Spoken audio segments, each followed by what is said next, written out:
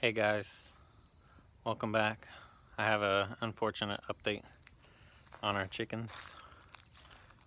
We had two of them get killed by some dogs yesterday, right here.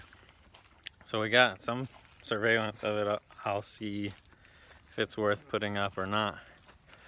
But it was a traumatic experience for my wife. She was home, I wasn't. I was out fishing the one time I go out, and here's the carnage. So we lost both of our leghorns, the white ones. Very productive egg layers and very skittish. I'm kind of surprised that they were the first ones to go. But yeah, feathers all over backyard. Had to bury them last night when I got home. Now the remaining three are pretty scared. They just try and hide out. We're not letting them out all day, unfortunately.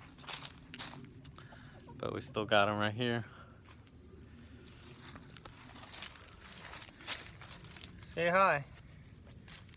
Miss Miyagi, Rocky. What do you think? You guys scared? Ooh. Ooh. But yeah, that's our chicken update. So maybe we'll get more. I want more. My wife's done. She gets too attached.